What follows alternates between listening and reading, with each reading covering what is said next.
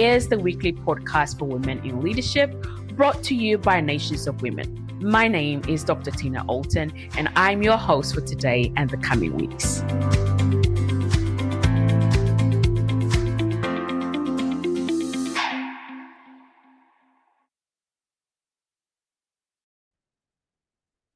So today, I really want us to look at a subject that is very close to my heart, and that is now is the time. It's about time now that we as leaders recognize the importance of our time. So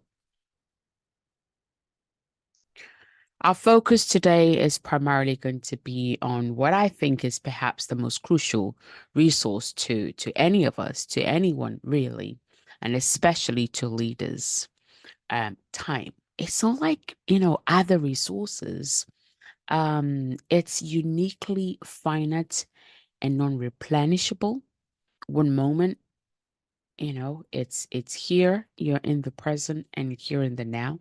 The next moment, when that moment is passes, it's gone forever.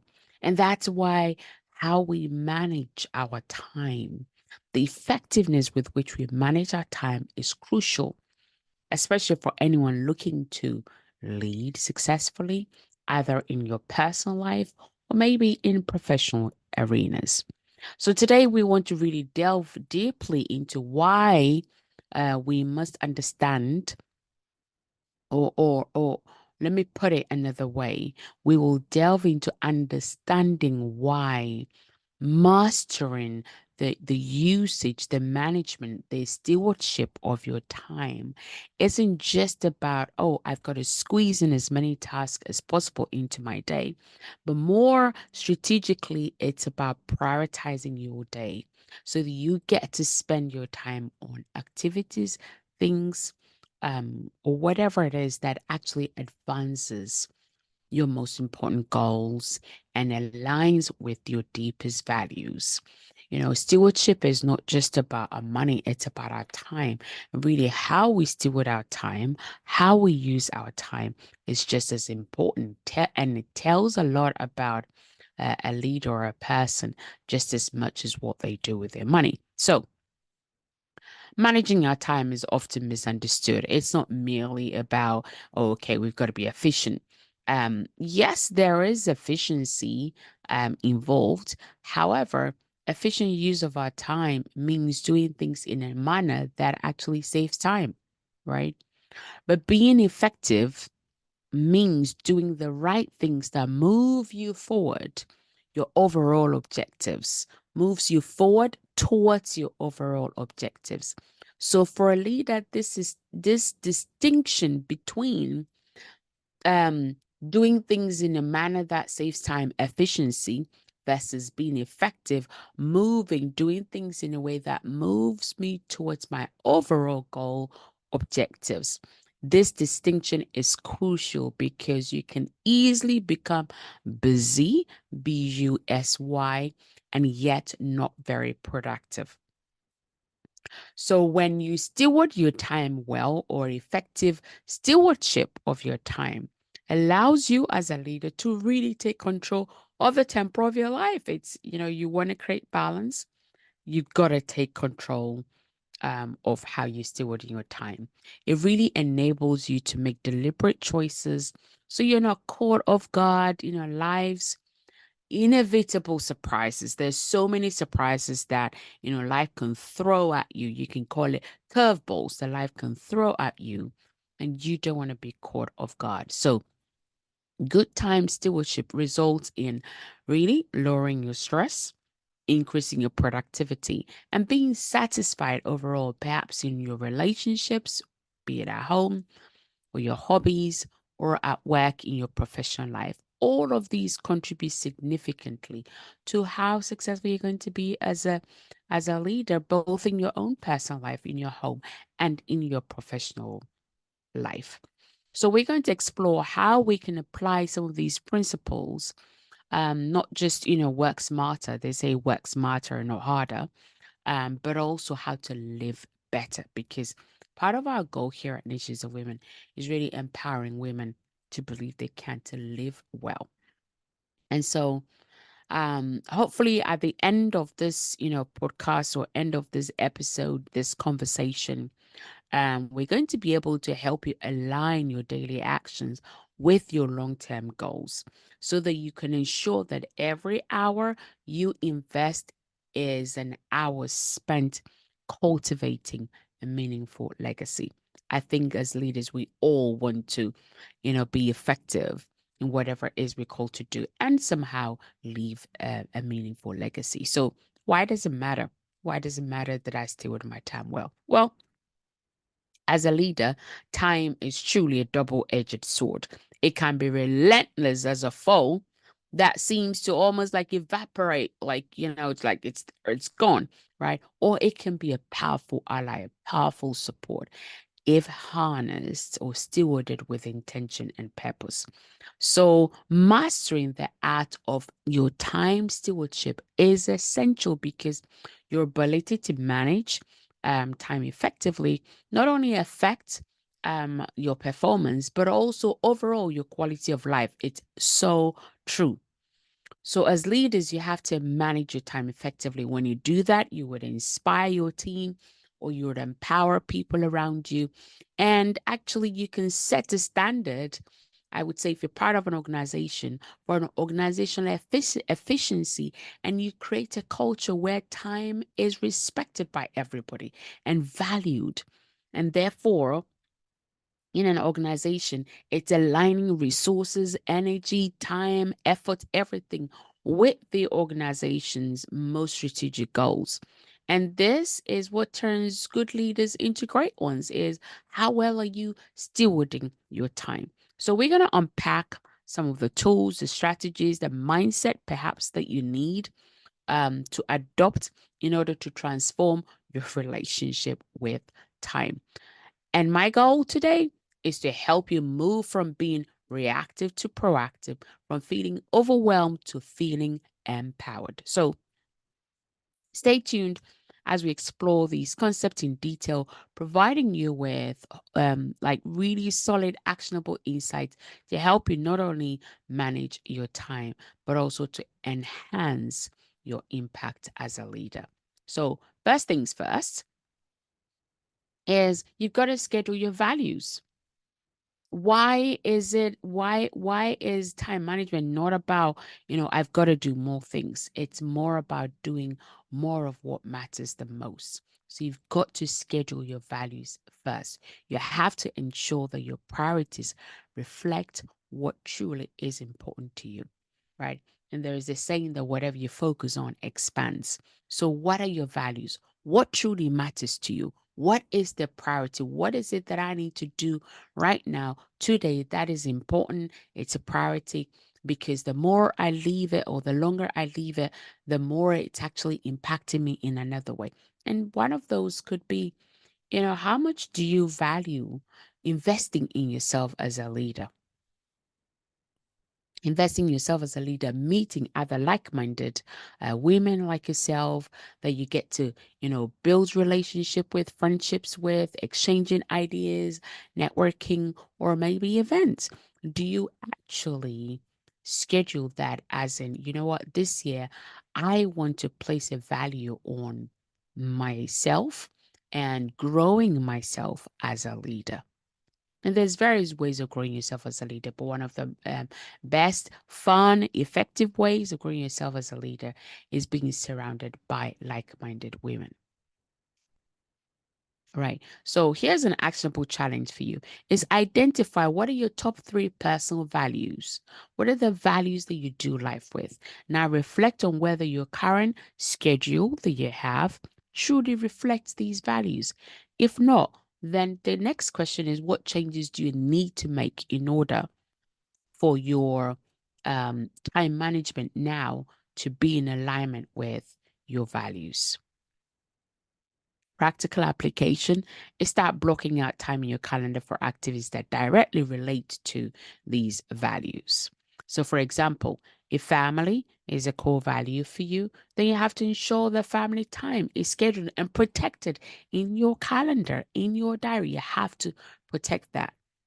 Another tip is use color coding in your digital. If you use a digital diary, which I think most of us do, then color coding enables you to visually align different activities with your values. Make it easier to see if your values are properly presented week by week. Number two, when you're thinking about, okay, now is my time, or the time is now, right? It's about time now that you XYZ, you feel that question. You've got to understand the power in saying no. Saying no to many small things means you can say yes to just a few big things. And when we don't say no, we often would end up being overcommitted. When you're overcommitted, it really dilutes your effectiveness and it actually becomes a distraction because you'll be distracted from things that would be perhaps higher impact activities. So, what can you do this week? For 1 week, starting today, track all the requests that you get made of your time, and at the end of the week, review which of these requests could have been declined in order for you to focus on what really was a priority for you, right? And then application or practical application is you have to develop a criteria for what makes an activity worth saying yes to. You've got to understand, okay, how am I going to know what it is I'm going to say yes and what it is I'm going to say no? You've got to develop a criteria for that. If you're not sure, contact us would help you. These criteria should be based on whether the activity really aligns with your core values and whether or not it contributes significantly to the goals that you have or the priorities that you have in front of you, right? And another tip is practice saying no without feeling guilty. I know that for us as women, it's often so easy to say no, and then we go, well, feeling really guilty because we said no, right? A straightforward way can be, thank you for thinking of me, but I can't commit to this as I'm focusing on other priorities at the moment. So that's something sometimes I would write is, thank you so much for thinking of me, but I really can't commit to that right now. And you don't have to give, 1,001 explanations. You don't have to explain everything. You just have to be able to communicate what it is you want to say. So say what you mean and mean what you say, right? Number three, invest in higher return activities. Highlight what is important as far as focusing on activities that provide you with your highest return on investment as far as your time, your energy, your resources, the person you are, particularly some of the unseen efforts that actually can empower others and create lasting impact, right? How how are you investing yourself in higher return activities? Um, a great way to think about that, to look at that, or to challenge yourself is analyze the task that you've done, let's say over the past month or the last 90 days. Now you want to identify what activities actually yielded your greatest return. And you can look at it in terms of productivity, what gave you the highest productivity, or maybe what gave you the highest satisfaction, or what was it that moved you further forward towards your goal, right? So that's how you want to think about it. How do I actually invest in high return activities? You will know how to invest in it if you don't really know what is working or what is available for you to invest in. And the practical application is you have to prioritize the high return activity by scheduling them in your peak energy. So if you're a morning person, schedule them first thing in the morning. If you're an evening person, you know what to do so that your energy times throughout the day is matched to, the priorities, right? And the values and how much impact that creates for you. Another tip here is regularly review and adjust your commitment to ensure that you're investing in the most fruitful, fun activities. Another key point I want us to think about today is you must understand the cost of saying yes. There is a quote by Louis Giglio that talks about, let me try and pull that quote, it talks about um, every time you say, um, every time you say yes to, let me just try and open that. Yeah, whenever you say yes to anything, there is less of you for something else. So make sure your yes is worth the less. So anytime, let me repeat that again. Whenever you say yes to anything, there is less of you for something else. So make sure that your yes is worth the less. So whenever you're saying yes to something, you're reducing yourself. So you must understand the cost of yes, right? And I've given you the quote again about the cost of saying yes and how every yes to one thing is a no to something else, potentially more critical. So reflect on, um, what was the last decision you made? Think back to the recent decision you made where you said yes, and consider what you had to say no to as a result. What was the trade-off? Was the trade-off really worth it or not? So before you agree to new commitments, you need to pause to reflect on the importance and the impact that this yes will have on your existing commitment as well as your own personal life. By saying yes, what is that yes? How is that going to impact what it is you're doing now, or what it is that is already ahead of you, in front of you, and also your personal life? Because remember, you're a human being. You might be a mom, you might be a wife, you might be whatever it is. You have a personal life. So do what I call keeping a decision journal, where you record every yes and every no choices and what was the outcome. This really will help you to better evaluate in terms of your decision making patterns over time, as in how, we talked earlier on about criteria for saying yes, criteria for saying when to say no. So as you keep a decision making journal, it would help you with all the yes, all the no, and the outcomes. It help you to now understand, okay, what's my pattern as far as when it comes to making decisions. So cultivate intentional downtime is the next point, right? There is I can emphasize enough the importance of scheduling downtime to prevent burnout, because when you're burnt out, there you can't really function at your best. Nobody, nobody wins basically, and nobody can get the best of you, including yourself. There's not much that you can give, and whatever you give would not be from your best. You can't really serve from a place of empty, like I would always say. So make sure that you take care of you, you sleep well, you eat well, you reduce your stress levels, and go back to the beginning of the podcast and how can you actually reduce your stress levels. So taking time out to recuperate, taking time out to refresh yourself, revitalize yourself, reset, if you want to call it that way, can help prevent burnout, and it will help you maintain high levels of energy, productivity, performance, etc., etc. I think it would be wrong to not add this bit, but when you study all great leaders, they're only effective because they recognize that rest is not about being idle, but it's a very much a necessary part of productivity, that is taking rest. So schedule at least one block of, okay, I need to pause time, right? I call it pause time, or you can call it downtime this week, where no work is allowed. I can use the time to relax, maybe focus on your hobbies, or do, something with somebody you love, friends, maybe your kids. Spend time with loved ones. When I say rest, I don't mean go to bed and sleep, but it's about, put work away for a moment. What is it that I enjoy doing? Get to your hobbies, get to your family, give yourself in a different way that is not work. Okay? Practical application is use this scheduled downtime or scheduled pause time to disconnect completely from work.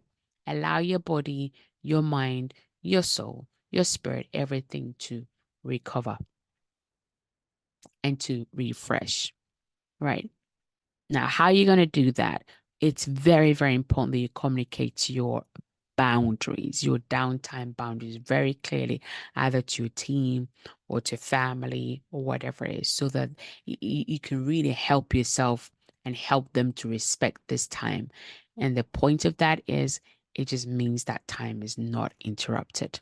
So again, stewarding your time is more than just about making intentional choices that aligns with your values, but actually it is everything about being intentional, your choices, your values, saying yes, saying no, what is the cost?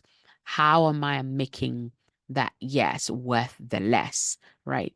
And by mastering the skills that we've discussed today, you can truly enhance your leadership, its effectiveness, and then create a more meaningful, not just your personal life, but an impactful legacy as well. So, that said, I hope this is great for you. And let us know, what else would you add to this? How else are you managing your time? How else are you utilizing your time? And yeah, any questions you have, just send them away and we'll be happy to help. Now, I've got to add this as well. We talked earlier on about the environment, surrounding yourself with like-minded people. We're preparing to bring our fourth annual International Women's Leadership Summit happening in Brazil in September. And it's a great opportunity for you to really connect with other women leaders from all over the world, and, look up best practices. It's a huge, huge gold mine in terms of knowledge exchange and being able to get to hear how other women make an impact in the community. You don't ever have to reinvent the wheel, because there's always somebody who's ahead of you doing it already that you can exchange ideas with. So if that's something that excites you, in terms of you value and you schedule your time for you to grow in your diary, like we've talked about, then send us an email and let's look at how we can send an invitation to you. That said, have a great week. Until next week, remember to steward your time. Remember that every time you say yes, there's less of you. Make sure that yes is worth the less. Bye bye.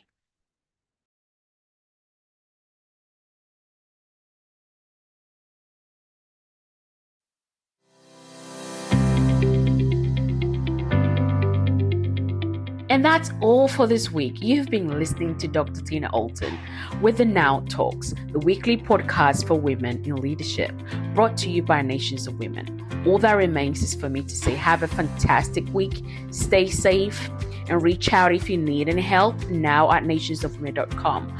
Until next time, enjoy the pursuit of your potential, and remember, now is your time.